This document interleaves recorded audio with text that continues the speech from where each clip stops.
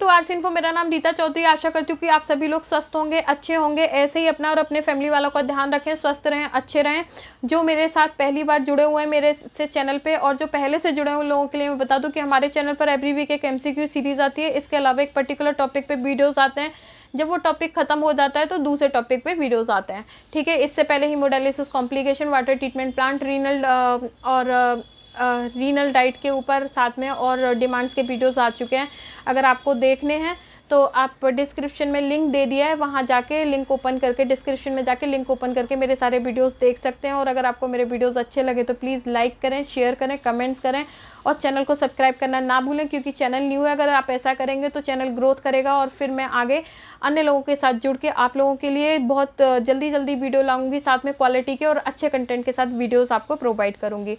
ठीक है, टेलीग्राम का भी लिंक दे रखा है जहाँ पर कि मैं जितने भी वीडियोस आते हैं उनके PDF शेयर करती हूँ। इसके अलावा जब भी टाइम मिलता है आपके स्टडी से रिलेटेड मटेरियल भी शेयर करती हूँ। तो आप चाहें तो आप टेलीग्राम भी ज्वाइन कर सकते हैं। देर ना करते हुए अपना वीडियो शुरू करते हैं। सबसे फर्स्ट क्वेश्चन कि what is the normal ratio of calcium and phosphorus in the blood. आज थोड़ा सा जल्दी करूँगी क्योंकि वीडियो लंबा हो जाता है बहुत। ठीक है, कि what is the normal ratio of calcium and phosphorus in the blood, मतलब कैल्शियम का और फॉस्फोरस का अनुपात क्या होगा रुधिर में। तो उसका जो आंसर है, ये जो इसका जो आंसर है वो रहेगा हमारा 2:1। ठीक है, जो कैल्शियम का और फॉस्फोरस का जो रुधिर में अनुपात है वो क्या रहता है 2:1। दूसरा क्वेश्चन है which of the following virus is not transmitted through the parental route, मतलब कौन सा वायरस ऐसा है जो कि पेरेंट्स के थ्रू नहीं जाता बच्चों में। ठीक है, तो वो है हेपेटाइटिस ए, क्योंकि हेपेटाइटिस ए आपको पता है डर्टी हैबिट से आता है। मीन्स की जैसे आप कंटामिनेटेड फूड खाते हैं या 10-10 दिन 15-15 दिनों तक नहाते नहीं है, गंदे कपड़े पहनते हैं, तो ऐसी हैबिट से क्या होता है हेपेटाइटिस ए होने के पूरे चांसेस होते हैं और हो भी जाता है। लेकिन अगर आप इन हैबिट्स को सुधार लेते हैं, अच्छा घर का खाना खाते हैं या फिर साफ़ सुथरी जगह पर खाना खाते हैं और प्रॉपर अपने आप को देख रेख करते हैं अपनी और ख्याल रखते हैं, तो दैट सिचुएशन में ये ठीक भी हो जाता है। तो केवल हेपेटाइटिस ए ऐसा है जो कि पेरेंट्स के थ्रू बच्चों में नहीं जाता। अदरवाइज तो हेपेटाइटिस भी बॉडी फ्लूइड से, ब्लड से, और भी जो हेपेटाइटिस हैं वो ब्लड से चले जाते हैं। लेकिन हेपेटाइटिस एक सेफ वायरस है इसका, जो कि नहीं जाता बच्चों में। ठीक है, माँ बाप से। नेक्स्ट क्वेश्चन है व्हाट इज द CTS। अब देखिए CTS का जो आंसर है वो नॉर्मल क्या है, कार्पल टनल सिंड्रोम। अब बात आती है कि कार्पल टनल सिंड्रोम होता क्या है। देखिए कार्पल टनल सिंड्रोम क्या होता है, यहाँ पे आपको अगर दिख रहा होगा एक पैरेट कलर की एक वेन दिख रही होगी, मतलब एक पैरेट कलर जहाँ दिख रहा है वहाँ पे क्या होती है, मेडियन नर्व होती है। इसको क्या बोलते हैं, मेडियन नर्व। अब इसके लिए कार्पल टनल सिंड्रोम के लिए मेनली मेडियन नर्व रेस्पॉन्सिबल है। क्यों रेस्पॉन्सिबल है, देखिए इस मेडियन नर्व के चारों तरफ एक प्रोटीन जम जाती है। वो प्रोटीन कौन सी है, एमाइलॉइड प्रोटीन। एमाइलॉइड प्रोटीन, इस एमाइलॉइड प्रोटीन का एक टाइप है बीटा 2 माइक्रोग्लोब्यूलिन प्रोटीन। ये एमाइलॉइड प्रोटीन का ही टाइप है बीटा 2 माइक्रोग्लोब्यूलिन प्रोटीन। ये बीटा 2 माइक्रोग्लोब्यूलिन प्रोटीन क्या करती है, ये मेडियन नर्व के चारों तरफ जम जाती है। इसके जमने से क्या होता है कि मेडियन नर्व पे प्रेशर पड़ता है, जिसका कि मेडियन नर्व का जो फंक्शन है वो इंटरप्ट होता है। अब इससे पहले ये बात कर लेते हैं कि मेडियन नर्व आती कहाँ से आती है। मेडियन नर्व आपके शोल्डर से लेके रिस्ट तक आती है, मतलब आपके कंधे से लेके कलाई तक आती है। ठीक है, इसका मेनली वर्क है कि जो भी आपके हैंड में मूवमेंट्स होता है उसके लिए मेडियन नर्व रेस्पॉन्सिबल होती है। अगर इसके फंक्शन में इंटरप्शन होगा, मतलब इंटरप्ट होगा इसका फंक्शन, या इस पर प्रेशर पड़ेगा तो आपके पूरे हाथ पे असर पड़ेगा। ठीक है, अब ये होती किन किन लोगों को है, ये होती उन लोगों को है जिनकी डायलिसिस को 5 से 10 साल हो गए हों, या जो प्रेगनेंसी वाले पेशेंट हो, या ओबेसिटी मतलब मोटे ताजी पेशेंट हो, या हाइपोथायराइडिज्म के पेशेंट हो। ठीक है, या ऐसे लोगों को जिनका फ्रैक्चर हो गया हो रिस्ट वगैरह में, या रिस्ट इंजरी हो गई हो, ऐसे लोगों को, या डायबिटीज़ के, आर्थराइटिस के, ऐसे लोगों को ये कार्पल टनल सिंड्रोम होने के कार्पल टनल सिंड्रोम हो जाता है। ठीक है, अब वो डायलिसिस के पे कौन से वाले पेशेंट, वो वाले पेशेंट जिनको कि 8 से 10 साल हो गए हों डायलिसिस कराते हुए, ऐसे वाले पेशेंटों को कार्पल टनल सिंड्रोम हो जाता है। अब कैसे पता चलेगा, देखिए पता चलेगा ऐसे कि अगर किसी पेशेंट के हाथ में टिगलिंग हो रही है, या हाथ के मूवमेंट में परेशानी हो रही है, या हाथ में नमनेस आ रही है, जैसे डायबिटीज़ वाले पेशेंटों में आती है, ऐसे नमनेस आ जाए या वीकनेस आ जाए या टिगलिंग हो, या अंगूठों में हाथ और उंगलियों में पेन हो, या पूरे रिस्ट से लेके कंधों तक दर्द हो, इट मीन्स कि क्या हो रहा है, इस पेशेंट को कार्पल टनल सिंड्रोम के चांसेस हैं। और फिर हम टेस्ट कराते हैं तो लग भी जाता है, नॉर्मल भी टेस्ट भी नहीं कराते तो भी अगर बहुत ज़्यादा पेन रहता है और खिंचाव रहता है हाथ में, इट मीन्स कि पेशेंट को कार्पल टनल सिंड्रोम हो गया है। दैट सिचुएशन में क्या करते हैं कि उस पेशेंट को हम एडवाइस करते हैं, कुछ एक्सरसाइज एडवाइस करते हैं, एक जो पट्टी आती है जिससे कि हम स्प्लिंट भी बोलते हैं, तो स्प्लिंट एडवाइस किया जाता है, आइस पैक एडवाइस किया जाता है इसके, और एक कॉर्टिसोन इंजेक्शन भी लगाया जाता है। अगर और कुछ नॉन स्टेरॉयड जिन्हें हम NSAID drugs, non steroid anti inflammatory drugs जो होती हैं वो भी देते हैं। अगर उससे भी ये ठीक नहीं होता है कार्पल टनल सिंड्रोम, देन क्या किया जाता है, देन इसकी सर्जरी की जाती है रिस्ट की, ठीक है। उसके बाद पूरे चांसेस होते हैं कि ये कार्पल टनल सिंड्रोम ठीक हो जाएगा। तो ये कार्पल टनल सिंड्रोम था जिसमें कि क्या होता है, पेन होता है, नमनेस होती है, टिगलिंग होती है हाथ में भी और फिंगर्स में भी, ठीक है। तो ये मैंने आपको बता दिया, साथ में वीकनेस भी होगी और इसके ये भी बता दिया क्या इसका ट्रीटमेंट है। अगर फिर भी इसके ऊपर अलग से वीडियो चाहिए तो आप मुझे बता सकते हैं। नेक्स्ट क्वेश्चन, अब यहाँ पर आता है व्हाट इज़ द CBBB। देखिए ये क्वेश्चन कुछ दिनों पहले पूछा था, तो जिसमें कि कुछ लोगों ने जवाब दिया कंप्लीट ब्लड वॉल्यूम, लेकिन इसका ऐसा नहीं है। इसका जो आंसर है सेंट्रल ब्लड वॉल्यूम इसका आंसर है, ठीक है। सेंट्रल ब्लड वॉल्यूम इसका आंसर है। इसके लिए फॉर्मूला पूछा था, फॉर्मूला इसका मिलीग्राम पर लीटर भी होता है और इसमें भी जोड़ के मिलीग्राम पर लीटर पर आर भी लगा देते हैं, ठीक है। इसके लिए कैलकुलेशन के लिए क्या करना रहता है, इसकी कैलकुलेशन के लिए हम लोग सिंपल सा है कि अगर किसी पेशेंट को हमने 5 लीटर लगा दिया, इसकी जो इससे पहले इसकी वैल्यू समझते हैं कि इसकी वैल्यू कितनी होती है। इसकी वैल्यू होती है 0.83 0.84 लाइक दैट, ठीक है। लेकिन अगर इससे ज़्यादा जाती है, इसकी जो वैल्यू है वो कितनी है 0.8 समथिंग 83, लेकिन ये वैल्यू 9 तक नहीं जानी चाहिए या 1 तक नहीं जानी चाहिए, 0.8 समथिंग ही रहनी चाहिए। 0.85 तक भी आ जाए तो चलेगा, लेकिन इससे ज़्यादा नहीं जानी चाहिए। इसका आंसर सेंट्रल ब्लड वॉल्यूम है, ठीक है। और इसको निकालने के लिए क्या करते हैं, अभी नॉर्मल देख लेते हैं, जिसमें कि अब ये इम्पोर्टेंट क्यों है, ये क्योंकि ये इसलिए इम्पोर्टेंट है सेंट्रल ब्लड वॉल्यूम क्योंकि इसमें हार्ट का ब्लड भी इंक्लूड होता है। अब इस पे भी अलग से वीडियो चाहिए तो बताइएगा, मैं अभी तो आपको ऐसे ही समझा देती हूँ। मानिए कि अगर किसी पेशेंट का हमें 5 लीटर निकालना है तो इसको ml में हम 5000 कर देते हैं, ठीक है। और 4 घंटे में क्योंकि निकालना होता है तो इसका जो आंसर आएगा वो कितना आएगा हमारा 1240 समथिंग, मतलब इस तरीके से 125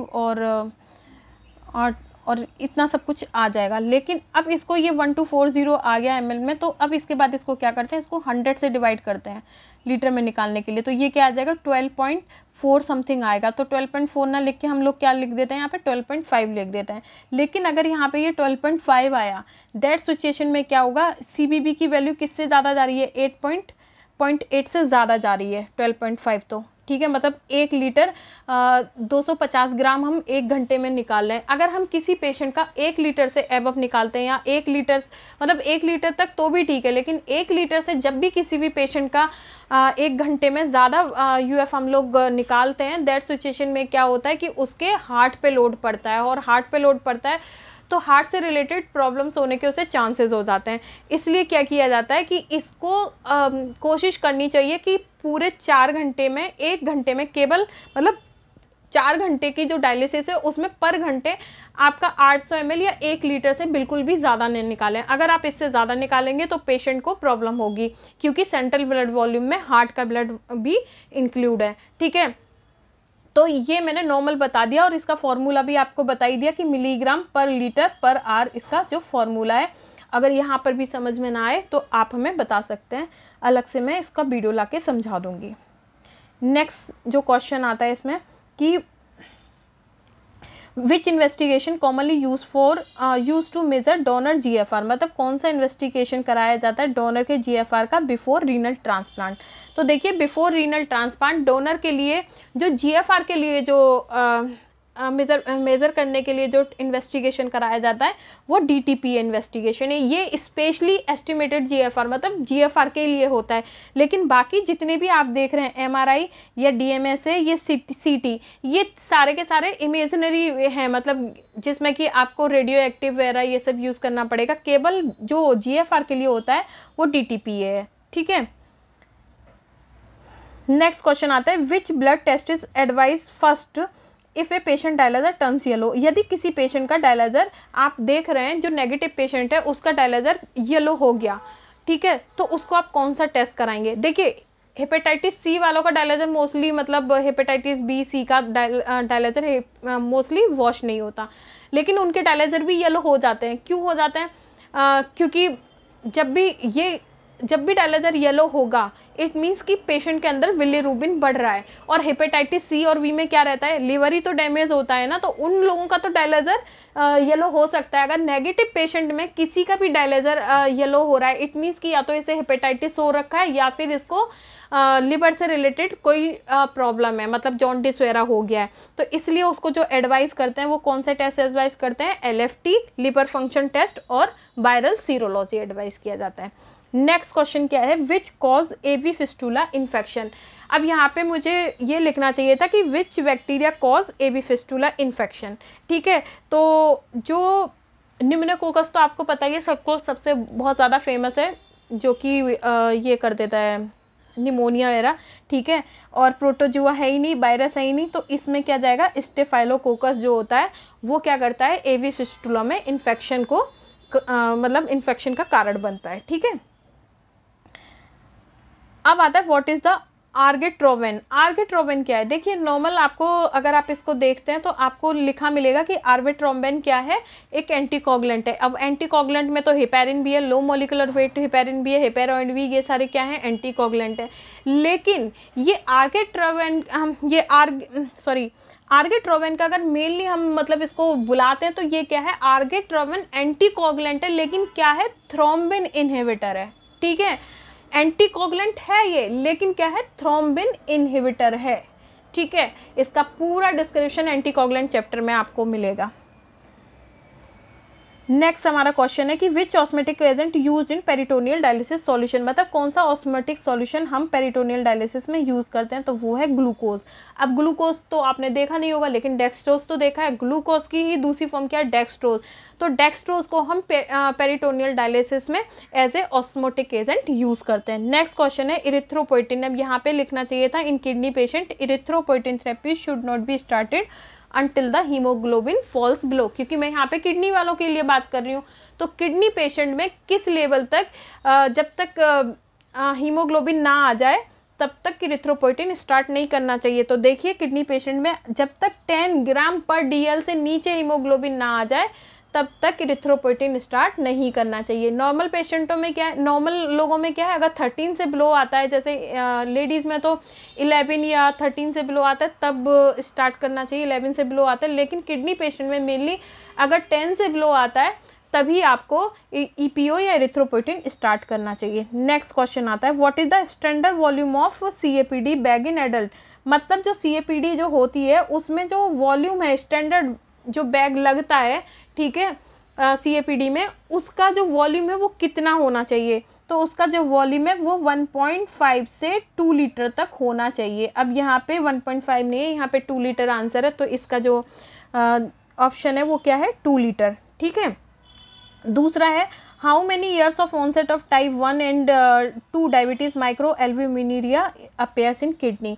तो देखिए इसका जो आंसर है वो है आपका 5 to 10 years. After 5 to 10 years के बाद में जो टाइप 1 और टाइप 2 डिजीज़ वाले जो पेशेंट हैं उनमें क्या होता है? माइक्रो एल्ब्यूमिनुरिया किडनी में अपीयर्स हो जाता है। नेक्स्ट क्वेश्चन आता है कि what is the most common cause of nephrotic syndrome in elderly, मतलब बड़े लोगों में जो नेफ्रोटिक सिंड्रोम का मेनली जो कॉज है वो क्या है? तो देखिए जो वयस्क लोग हैं उनमें जो कॉज है नेफ्रोटिक सिंड्रोम का मेनली वो क्या है? मेम्ब्रेनस ग्लोमेरुलोनेफ्राइटिस या मेम्ब्रेनस नेफ्राइटिस भी से बोलते हैं, ठीक है। ये आगे मैं बताऊंगी, लेकिन अभी सिर्फ समझने के लिए पढ़ लीजिए। अब ये आंसर, ये क्वेश्चन आता है हमारा, बहुत अच्छा क्वेश्चन है ये। Minimal change disease also called as, अब मिनिमल चेन डिजीज़ को हम क्या बोलते हैं?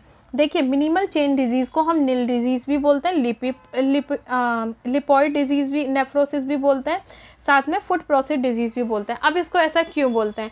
देखिए मिनिमल चेन डिजीज़ में क्या होता है कि यूरिन में बहुत ज़्यादा प्रोटीन निकलती है, ठीक है। अब बहुत ज़्यादा प्रोटीन निकलती है तो क्या होगा, ब्लड में प्रोटीन कम हो जाएगी। जब ब्लड में प्रोटीन कम हो जाएगी तो क्या होगा, ब्लड में प्रोटीन कम हो जाती है लेकिन कार्बोहाइड्रेट और लिपिड्स की मात्रा बढ़ जाती है। जब लिपिड्स की मात्रा बढ़ जाती है तो कोलेस्ट्रॉल की भी मात्रा बढ़ जाती है और उससे क्या होता है, हार्ट पे भी जोर पड़ता है और पूरे शरीर पे क्या हो जाता है, एडिमा मतलब स्वेलिंग हो जाती है। ठीक है, तो इसमें क्या हो रहा है कि इसलिए इसको नील डिजीज़ भी बोलते हैं। अब क्योंकि लिपिड की मात्रा बढ़ गई तो इसको लिपोइड नेफ्रोसिस भी बोलते हैं। ठीक है, तो इसमें कोलेस्ट्रॉल की मतलब लिपिड्स की, कोलेस्ट्रॉल की मात्रा बढ़ जाती है, प्रोटीन की मात्रा ब्लड में कम हो जाती है लेकिन यूरिन में ज़्यादा जाती है, जिससे कि क्या होता है, यूरिन एक और इसका सिम्टम्स बोल सकते हैं, जिससे यूरिन में प्रोटीन ज़्यादा जाने की वजह से यूरिन जो है फॉर्मी फॉर्म में आता है, मतलब फॉर्म्स उसमें झाग झाग टाइप के रहेंगे। ठीक है, तो ये रहती है मिनिमल डिजीज़ कि ये इसकी वजह से अगर यूरिन में प्रोटीन ज़्यादा आ गया, ठीक है, तो हम बोल सकते हैं कि इसको मिनिमल डिजीज़ है। और साथ में ब्लड में क्या होगा, प्रोटीन कम होगा और लिपिड्स ज़्यादा होंगे, कोलेस्ट्रॉल ज़्यादा होगा, साथ में आपको क्या मिलेगा, वेस्ट प्रोडक्ट भी ज़्यादा मिलेंगे। दैट सिचुएशन में अगर ऐसा कुछ शो हो रहा है तो आपको पता लग जाना चाहिए कि मिनिमल डिजीज़ है पेशेंट को। ठीक है, अब इसमें एक और चीज़ क्या होती है कि इसमें जो आगे जैसे अब ट्रीटमेंट नहीं हो पाता है तो आगे क्या होता है, जो ग्लोमेरुलस है, जो कि रुधिर कणिकाओं को जो गुच्छा होता है, जो कि अगर आपने नेफ्रॉन्स पढ़े हों, ठीक है, तो उसमें जो ग्लोमेरुलस होता है वहाँ पर क्या होता है, उसके स्ट्रक्चर में भी चेंज आता है, लेकिन उसके स्ट्रक्चर का जो चेंज है नॉर्मल माइक्रोस्कोप से नहीं दिखता, लेकिन उसी को अगर आप इलेक्ट्रॉन माइक्रोस्कोप से देखेंगे तो उसमें चेंजेस आपको मिलेंगे। ठीक है, अगर इतना सब कुछ होता है तो इट मीन्स ये पता लगाया जाता है कि मतलब इसको मिनिमल चेन डिजीज़ हो चुकी है। अब इसके लिए क्या किया जाता है, इसका जो सिम्टम्स है मेनली तो यूरिन में बहुत ज़्यादा प्रोटीन आएगी, साथ में एडिमा हो जाएगा और पेशेंट्स को ऐसा हो सकता है कि कभी कभी बहुत वीकनेस भी फील होती है। अब जब वही नहीं है, ब्लड ही नहीं है, तो वीकनेस तो ऑटोमेटिकली होगी। अब इसके लिए जो ट्रीटमेंट है वो क्या किया जाता है, हाइड्रोकोर्टिसोन दिए जाते हैं और नॉन स्टेरॉइड इन्फ्लेमेटरी इंजेक्शन दिए जाते हैं। अगर ये सब देने के बाद में अगर 8 और कुछ ये भी दी जाती हैं पिल्स, डायूरेटिक पिल्स भी दी जाती हैं। ठीक है, तो अगर ऐसा सब कुछ होने के बावजूद भी ये अगर 8 हफ्तों के अंदर अंदर ठीक नहीं होता है तो फिर इसको आगे मतलब ट्रीटमेंट को इसको आगे अदर टेस्ट कराया जाता है कि ये मिनिमल डिजीज़ ही है या अदर कोई डिजीज़ है, क्योंकि जो अगर मिनिमल डिजीज़ होती है तो वो इतने ट्रीटमेंट पे 8 हफ्तों के अंदर अंदर ठीक हो जाती है, लेकिन अगर 8 वीक के अंदर अंदर ये सारे सिम्टम्स हैं और ठीक नहीं हुए, इट मीन्स उसको अदर कोई डिजीज़ है, तो डॉक्टर उसको एडवाइस करता है कि आपके अदर टेस्ट कराने पड़ेंगे। ठीक है, तो ये पूरा प्रोसेस था। और ये मेनली होता क्या है कि बहुत समय से हम अगर ये आपके एलर्जी वगैरह हो जाए या कुछ ड्रग्स से एलर्जी हो जाए, इसके अलावा जो NSAID वाली टैबलेट्स हैं, मतलब जो इंजेक्शन वगैरह हैं या टैबलेट्स वगैरह हैं, हम बहुत समय से ले रहे हो तो उसकी वजह से भी ये हो जाता है। ठीक है, तो ये इसका पूरा मतलब ये था कि किसकी वजह से ये होता है और ये पूरा ट्रीटमेंट था। अगर कहीं पे भी मिस्टेक होती है तो प्लीज़ आप मुझे बता दीजिएगा, क्योंकि शायद मुझे लग रही है कि मैंने कहीं थोड़ी सी मिस्टेक की है। ठीक है, नेक्स्ट आता है कि what is the most common cause of nephrotic syndrome in children, मतलब चिल्ड्रेन में, मतलब बच्चों में नेफ्रोटिक सिंड्रोम का मेन कॉज क्या है। तो बच्चों में जो मेन कॉज है नेफ्रोटिक सिंड्रोम का वो क्या है, मिनिमल चेंज डिजीज़। ठीक है, मिनिमल चेन डिजीज़ की वजह से बच्चों में नेफ्रोटिक सिंड्रोम हो जाता है।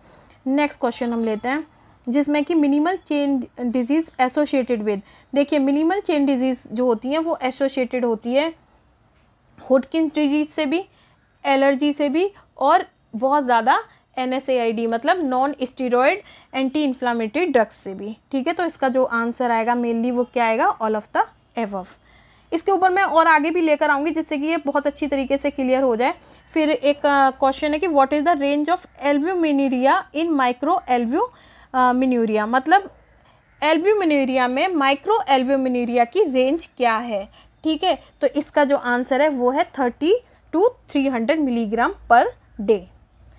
नेक्स्ट क्वेश्चन आता है आपका, what are the morphological change appears kidney after how many years of onset of clinical diabetes, अगर किसी को डायबिटीज़ है तो कितने समय बाद मतलब उसकी किडनी में मॉर्फोलॉजिकल चेंज अपेयर्स हो जाते हैं। ठीक है, तो उसकी किडनी में मॉर्फोलॉजिकल जो चेंज है वो अपेयर्स होते हैं 1 से 2 ईयर्स के बाद में। ठीक है, next question, which nerve is, ये मैं बता ही चुकी हूँ आपको, which nerve is responsible for fine movements of hand. तो इसके लिए जो नर्व रेस्पॉन्सिबल होती है कौन सी, मेडियन नर्व रेस्पॉन्सिबल होती है, ठीक है। Which male structure is homologous to the female clitoris. तो फीमेल क्लोटोरिस के लिए कौन सा जो मेल स्ट्रक्चर है वो मतलब कौन सा मेल का जो स्ट्रक्चर है वो फीमेल की क्लोटरिस से मिलता जुलता है। तो फीमेल की जो क्लोटरिस है उससे जो मिलता जुलता जो स्ट्रक्चर है वो क्या है, पेनिस, क्योंकि पेनिस क्या कहता है, पेनिस से यूरिन भी आउट होता है, ठीक है। तो इसलिए ये फीमेल की क्लोटरिस से मिलता जुलता है, रिजेंबल करता हुआ स्ट्रक्चर है। नेक्स्ट क्वेश्चन है, which area of the nephron is most susceptible to renal ischemia. मतलब कौन से एरिया में नेफ्रॉन के में रीनल इस्चेमिया होने के बहुत ज़्यादा चांसेस रहते हैं। तो वो एरिया है आपका इनर मेड्यूला। इसके लिए मैंने लिख भी दिया है क्योंकि ये जो है सबसे नीचे की तरफ, inner medulla only receiving 5% blood flow, और ये बहुत ज़्यादा नीचे की तरफ होता है, इस वजह से ये बहुत कम ब्लड फ्लो भी रिसीव करता है, इसलिए इसमें ये सारे ये इस्चेमिया, रीनल इस्चेमिया होने के चांसेस बढ़ जाते हैं, ठीक है। नेक्स्ट क्वेश्चन है, which disease cause due to malfunctioning of pancreas. Pancreas के सही ढंग से काम ना करने की वजह से कौन सी बीमारी हो जाती है, तो वो है डायबिटीज़। देखिए मैं आगे अगर नहीं भी समझ में आता है तो आप मुझसे पूछ लीजिएगा, क्योंकि वीडियो बहुत लंबा हो जाएगा तो मैं ज़्यादा नहीं समझा रही हूँ। अभी मैं यहीं पे इसको थोड़ी देर में स्टॉप करती हूँ। फिर आता है आपका how many bones comprise the axial skeleton, ठीक है। तो एक्सियल स्केलेटन को कितनी बोन्स जो होती हैं कंप्राइज करती हैं, तो इसके लिए एक्सियल स्केलेटन के लिए 80 बोन्स जो होती हैं वो क्या करती हैं, कंप्राइज करती हैं एक्सियल स्केलेटन को। नेक्स्ट क्वेश्चन, इसके मैंने डायग्राम भी दिए हैं। How many bones make the human spine, means कि कितनी बोन्स हैं जो कि ह्यूमन स्पाइन को बनाती हैं, तो इसका जो आंसर क्या है 33, ठीक है। नेक्स्ट है, how many bones are comprise the appendicular skeleton, मतलब अपेंडिकुलर स्केलेटन से कितनी बोन्स मतलब कंप्राइज होती हैं, तो इसका आंसर है 126, ठीक है। अब इससे रिलेटेड मैंने पिक्चर्स नीचे दे रखी हैं, देखिए एक्सियल स्केलेटन के लिए, इसमें एक्सियल स्केलेटन में कौन कौन सी बोन इंक्लूड होती हैं। एक्सियल स्केलेटन में स्कल की बोन, एक्सियल स्केलेटन में आपके स्कल की बोन आती है, लैरेंजियल की बोन आती है मतलब गले के पास की बोन आती है, वर्टिब्रल कॉलमन की बोन आती है, और थोरेसिस मतलब जो हमारा ये छाती जो होती है इसकी बोन भी इंक्लूड होती है। तो ये 4 तरह की बोन मिलके क्या बनाती है, हमारा एक्सियल स्केलेटन बनाती है, ठीक है। और ये एक्सियल स्केलेटन के बारे में अभी मैंने बता भी दिया है आपको कि कितनी बोन इसको कंप्राइज करती हैं, जैसे कि अभी इसमें आ गया है एक्सियल स्केलेटन में कि इसको 80 बोन जो होती हैं कंप्राइज करती हैं, ठीक है। दूसरा आता है कि ह्यूमन स्पाइन को कितनी 33, और कितनी अपेंडिकुलर जो ये वाला जो स्केलेटन है अपेंडिकुलर स्केलेटन, इसको कितनी बोन कंप्राइज करती हैं, इसको करती हैं 126। तो यहाँ पे 126 हो गई, ठीक है। ह्यूमन स्पाइन में 33 हो गई और एक्सियल स्केलेटन में 80 बोन हो गई, ठीक है। तो ह्यूमन स्पाइन की अभी ये मैंने डायग्राम दे रखा है, इसको करती हैं 33। अपेंडिकुलर में आती हैं आपके सोल्जर ग्रिल की जो बोन होती है, लिप, अपर लिम की, लोअर लिम की, और पेल्विक मतलब आपके पोस्टीरियर का जो पेल्विक रीजन, ये जो हमारा पूरा पेल्विक रीजन है इसकी भी बोन इसमें अपेंडिकुलर स्केलेटन में इंक्लूड होती हैं, ठीक है। तो 126 बोन कंप्राइज होती हैं अपेंडिकुलर में, 80 बोन्स एक्सियल में, और ह्यूमन स्पाइन के लिए 33 बोन कंप्राइज होती हैं। ये था आज का वीडियो। अगर कहीं पे भी दिक्कत लगे या कुछ समझ में ना आए तो आप मुझे कमेंट्स में बताइएगा, मैं अलग से समझा दूँगी। और अगर वीडियो अच्छा लगे तो प्लीज़ लाइक करें, शेयर करें, कमेंट्स करें और चैनल को सब्सक्राइब करना ना भूलें। Thank you.